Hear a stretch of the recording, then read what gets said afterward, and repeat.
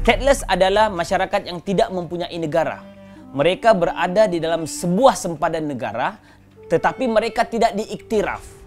Masyarakat ataupun orang awam maupun kerajaan tidak ada data yang kemas pun berkaitan orang-orang tanpa dokumen.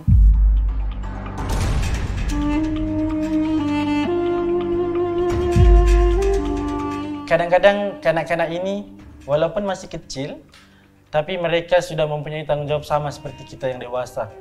Dipaksa bekerja disebabkan kemiskinan yang melanda. Dia terpaksa, kadang terpaksa sudah. Kalau aku boleh aku tahan kelaparan, tapi kalau adik-adikku tidak. Jadi bagus aku memilih untuk mencuri duit.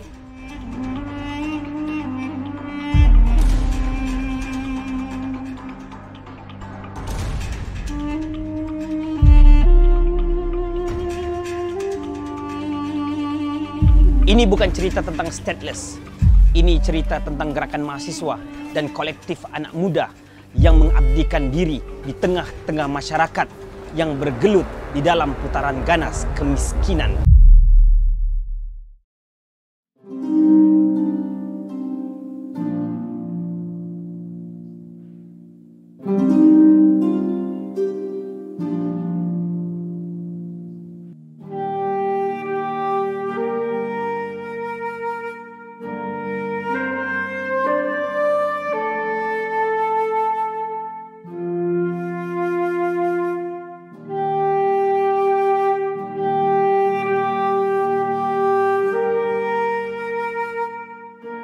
Saya Mukmin bin Natang. Saya asal daripada Tawau, Sabah. Saya merupakan graduan Universiti Malaysia Sabah dalam bidang seni kreatif teater. Saya juga adalah guru di sekolah alternatif dan koordinator organisasi Borneo Comrade. Borneo Comrade bermula daripada usaha kolektif mahasiswa. Kolektif ini adalah perkawanan. Ketika kami mau melakukan sesuatu, kami sebenarnya berkumpul beberapa orang sahaja dan melihat apa yang kita boleh usahakan. Kami juga banyak menyuburkan wacana intelektual di dalam universiti, membincangkan perihal politik, berbicara tentang masalah-masalah masyarakat di luar sana. Yang terakhir, kami banyak masuk ke dalam kampung-kampung, melihat masyarakat-masyarakat terpinggir di sekitar negeri Sabah, terutamanya di kota Kinabalu. Ketika itu berhampiran dengan Universiti Malaysia Sabah. Di situ kami melihat banyak masalah-masalah kemiskinan, masalah kesihatan, masalah pendidikan. Dan inilah titik mula kami sebagai gerakan mahasiswa mahu mengabdikan diri kami kepada masyarakat. Rumah kolektif pertama Borneo Comrade dibuka sekitar tahun 2017. Ketika itu kami memberanikan diri kami untuk menyewa sebuah rumah kolektif ataupun studio kesenian kami di alam mesra Kota Kinabalu untuk memudahkan pergerakan kami di luar dan menyuburkan lagi aktiviti-aktiviti mahasiswa di luar kampus universiti. Kenapa aku base di Kuala Lumpur? Aku di Kuala Lumpur fungsinya adalah untuk pertamanya menyampaikan lagi, memberitahu sebagai platform bahawa adanya isu yang sangat genting yang berlaku di Borneo, di negeri Sabah ini. Keduanya adalah sebagai medium untuk berjumpa dengan orang, untuk memberitahu. Ramai orang yang menyangka Borneo Comrade berjuang hanya untuk stateless atau pendidikan stateless. Sedangkan kita bermula lebih besar daripada itu. Pada awalnya, kami berperanan sebagai mahasiswa seni untuk menuntut hak-hak masyarakat. Alat utama untuk memperjuangkan masyarakat dan memperjuangkan kesetaraan sosial ini adalah pendidikan. Oleh itu, kami memulakan perjuangan dengan masuk ke kampung-kampung, memberi pendidikan kepada manusia yang tidak diberi peluang. Pendidikan dan perjuangan ini harus dibuat secara konsisten dan serius. Oleh itu, kami mengambil inisiatif untuk menghantar teman-teman aktivis mahasiswa duduk tinggal di dalam komuniti. Asasnya adalah belajar daripada komuniti, melihat isu ini apa yang boleh diperjuangkan bersama. Disitulah kami mendapat idea kita harus membina sebuah pusat pendidikan, yaitu sekolah alternatif. Tanggungjawab aku adalah di bahagian pengurusan Borneo Comrade. Aku sebagai pengurus dan bersama rakanku adalah koordinator Borneo Comrade iaitu Mukmin Nantang. Jadi macam mana kami bekerja adalah secara organik ni kami terpecah kepada dua, pengurusan dan tim di lapangan. Jadi Mukmin akan melaporkan dan menceritakan apa yang berlaku di lapangan terhadap aku di pengurusan. Dan ketika itulah datangnya fungsi pengurusan itu untuk menguruskan, untuk mentadbirkan, untuk memudahkan urusan dan sebagai kiranya jambatan lah di antara yang berlaku di lapangan dan juga medium kepada orang luar. Kita cuba untuk menjalin hubungan sesama jiran-jiran yang terdekat dengan sekolah supaya mereka merasakan kita ini sebahagian daripada mereka. Penting untuk aku dan kawan-kawan lakukan supaya kita dapat kepercayaan dan mampu mengubah mereka daripada dalam, daripada tengah-tengah komuniti itu sendiri. Untuk melakukan sebuah projek pendidikan yang lebih serius memang memerlukan wang yang sedikit banyak ketika itu. Kami mulai berniaga kecil-kecilan. Belajar bagaimana mencetak baju, menjahit tote bag untuk dijual kepada masyarakat untuk membantu membangunkan projek-projek pendidikan. Dan kami juga ada karya-karya buku. Ketika itu kami membuat penerbitan buku. Kami menjual tulisan-tulisan kami kepada masyarakat. Kami ada membuka ejen-ejen pelancongan dan berkembang lagi. Sekarang ini kami banyak menulis kertas-kertas kerja untuk mengambil grant-grant daripada luar dan dalam negara. Kita berjumpa dengan pendana-pendana yang kita boleh salurkan kepada kumpulan marginal, kepada kanak-kanak yang memerlukan pendidikan dan dokongan di sini. Dan mereka telus memberi dana itu dan mereka mempercayai proses yang panjang pendidikan di lapangan. BK Travel and Tour ditubuhkan untuk memberikan pendidikan bukan sahaja kepada pelajar, macam mana untuk membawa pelancong, melayan mereka, berkomunikasi, tapi kita juga memberi advokasi pendidikan itu. Kita membawa pelajar-pelajar kita untuk membawa pelancong ataupun membawa pendaki. Itu pun adalah pelajaran untuk mereka. Di mana walaupun kita nampak hal itu seperti pekerjaan, tapi mereka harus tahu yang pendidikan itu sedang berlangsung. Cabaran yang dulunya yang kita hadapi adalah mungkin meraih kepercayaan. Orang ramainya orang awam lah. Ketika itu kan isu ini baru mahu muncul. Lepas tu macam mana mahu mencari naratif, mencari titik tengah. Apakah medium terbaik untuk kita sampaikan kepada orang? Aku rasa impian awal aku sendiri dan kawan-kawanku di Borneo Comrade pertamanya adalah untuk memberi peluang pendidikan, specifically peluang pendidikan yang berkualiti. Jadi di sini target audience kami adalah mereka yang tiada peluang, iaitu mereka yang tidak ada dokumen, apatah lagi menerima pendidikan yang berkualiti. Pada awalnya sangat sukar untuk mencari pelajar kerana ada banyak hal yang terjadi. Mereka merasa curiga ataupun tidak yakin siapakah aktivis-aktivis mahasiswa ini. Apakah pentingnya pendidikan untuk hidup mereka? Bagaimanakah kami boleh meyakinkan ibu bapa tentang pentingnya pendidikan ini? Oleh itu, kami berusaha meyakinkan, datang ke rumah setiap hari, meyakinkan mereka, dan akhirnya mereka cuba menghantar anak mereka ke sekolah.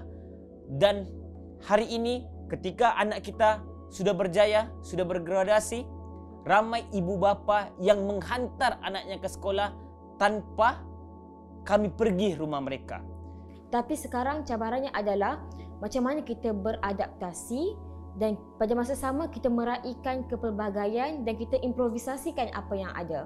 Dan sehari-hari yang berlaku di sekolah alternatif di Borneo Comrade adalah sesuatu yang baru dan sesuatu yang mengujakan untuk kita cuba.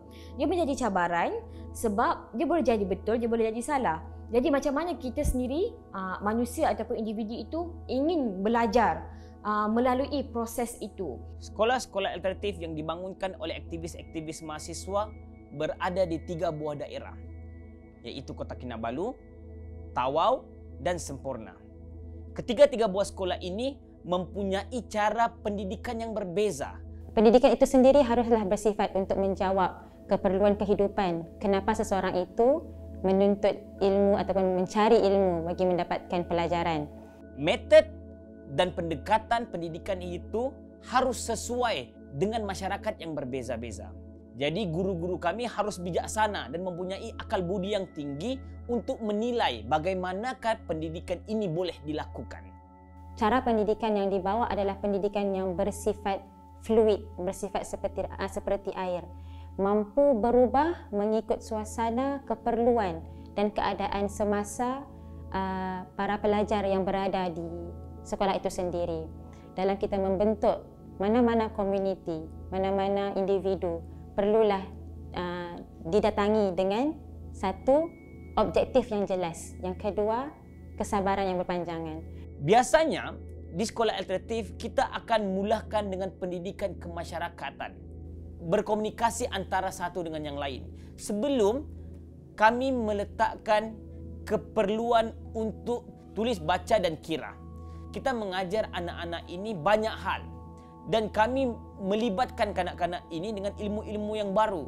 Jadi kami membuat pendidikan yang sesuai, yang seronok untuk mereka agar mereka mampu berinteraksi dengan pendidikan dan mampu membayangkan apakah masa depan mereka di masa akan datang. Dari dulu sehingga sekarang kita masih lagi mencari corak yang terbaik dalam membangunkan kurikulum bagi anak-anak di sekolah alternatif. Cabaran dia adalah untuk membangunkan modul yang mampu diteruskan oleh mahasiswa-mahasiswa yang menggerakkan sekolah itu sendiri. Sangat suka untuk bergerak mengikut silibus yang ditentukan oleh orang lain. Sudah beberapa ketika tinggal di dalam komuniti, dapat merasai kesusahan mereka juga. Contohnya air bersih yang sepatutnya diberikan, menyambung di rumah-rumah orang. Tapi kebanyakan yang berlaku adalah mereka juga terpaksa membeli dengan gelen, dengan baldi. Dan sehingga sekarang juga anak-anak ini menjadi tulang belakang kepada keluarga mereka. Yang mana budak-budak kecil ini 10 hingga ke 15 tahun sudah dipaksa bekerja disebabkan kemiskinan yang melanda. Itu adalah hal yang sangat membimbangkan kami. Kerana ketika kami percaya bahawa pendidikan adalah lebih penting, sedangkan ada keluarga yang sedang dihimpit kemiskinan yang memerlukan anaknya dalam umur belasan tahun untuk pergi bekerja. Bagi aku sebagai seorang yang berdokumentasi ataupun ada dokumen, aku rasa kita boleh lakukan, ada boleh menjadi milik kita. Tapi bagi mereka bermimpi pun susah. Ketika kanak-kanak ini berkembang di sekolah alternatif, anak ini bertanya kepada kami, bagaimanakah nasib kami di masa akan datang? Benarkah pendidikan ini mampu menyelesaikan masalah mereka? Ini adalah soalan yang paling mencabar bagi kami. Cabaran kami paling besar adalah ketika pemerintah tidak mahu menyediakan ruang yang kondusif untuk anak-anak ini mendapat pendidikan. Banyak usaha-usaha kami yang digagalkan oleh kerajaan tempatan. Sebelum ada juga 2019, pihak pendidikan negeri Sabah datang ke sekolah kami, mahu menyaman kami, mahu menutup sekolah kami. Kami merasakan kerajaan benar-benar tidak mau bertanggungjawab kepada kanak-kanak ini untuk pergi sekolah, untuk mendapat pendidikan, untuk mengubah nasib mereka. Tapi bila kita tinggal terus di dalam sana, kita dapat mereka ini juga ingin pendidikan, tempat yang baik, akses hak-hak sepatutnya yang diberikan kepada yang dinafikan untuk mereka juga ingin. Aku sangat nampak bahawa anak-anak ini sebenarnya sangatlah pandai. Tetapi kerana prasangka, kita menyatakan mereka ini tidak mampu untuk A, B, C dan seterusnya, banyak-banyak perkara-perkara yang lain. Banyak pengalaman yang mengerikan saya lihat di depan mata saya sendiri ketika saya berada di dalam komuniti. Kuantiti anak-anak yang menghidugam di dalam komuniti stateless terlalu banyak sehingga kan mereka menghidugam secara umum-umum. Puluhan kanak-kanak yang berbaringan di tepi-tepi jalan, di tepi-tepi jambatan, di bawah rumah orang. Bayangkan hanya anjing binatang sahaja yang dibiarkan dan kita tidak merasakan apa-apa. Saya pernah diherdik oleh jabatan pendidikan. Kalaupun saya mau berjuang, saya kena beradab. Tapi saya pikir orang yang membiarkan kanak-kanak hidugam baring seperti anjing di tepi jalan, itu lagi orang yang tidak beradab. Saya melihat sendiri bagaimana anak saya tidak dapat pergi sekolah kerana dihalau daripada rumahnya. Dan anak pelajar saya yang usianya masih 15 tahun terpaksa berhenti sekolah dan bekerja. Aku rasa ada orang yang mau ambil peduli tentang kami dan mau memberikan sekolah dan mau mengurus anak-anak yang tanpa dokumen. Diberikan, kami pun sebagai anak-anak yang lahir di Malaysia mau mendapatkan pendidikan dan juga dokumen. Banyak pengalaman yang sangat menggembirakan dan membahagiakan saya. Saya melihat sendiri betapa anak-anak murid saya tumbuh dari tidak pandai membaca sehingga pandai membaca, menulis, mengira. Mereka boleh mengarang, mereka boleh buat filem mereka sendiri, mereka boleh buat puisi mereka sendiri, mereka boleh buat lagu mereka sendiri. Saya juga melihat sendiri bagaimana anak-anak murid saya bergraduasi, bagaimana mereka boleh menguruskan sekolah ini sendiri. Mereka boleh menjadi guru kepada anak-anak yang lain. Jadi aku sangat berharap Borneo Comrade, sekolah alternatif serta pelajarannya terus fokus dan terus yakin diri dalam perjalanan yang kalian sudah pilih untuk berada.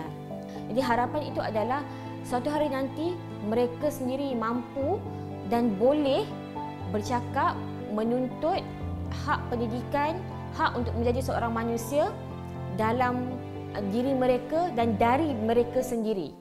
Perancangan akan datang adalah kami akan membuat lebih banyak aksi-aksi dan kempen-kempen sehingga pihak pemerintah mahu menyambut idea menyediakan pendidikan untuk anak-anak stateless. Dan perancangan yang paling besar di masa akan datang adalah kami akan membina universiti alternatif untuk anak-anak stateless yang diabaikan pendidikannya. Kalau harapanku, pertama sekali mau ada dokumen supaya belajar ke tempat-tempat lain untuk menambah ilmu, sekolah dan pendidikan khas untuk anak-anak yang tanpa dokumen. Teruskan semangat, jangan putus asa kerana hidup kita tidak dijamin oleh dokumen. Harapan saya adalah apa yang diharapkan oleh anak-anak, mereka boleh menyambung pendidikan ke peringkat lebih tinggi. Saya mengharapkan mereka boleh hidup dengan keadaan yang lebih baik. Mereka adalah masyarakat yang penuh ketakutan. Jadi harapan saya semoga mereka semua tetap kuat mendepani kehidupan yang sangat keras di hadapan.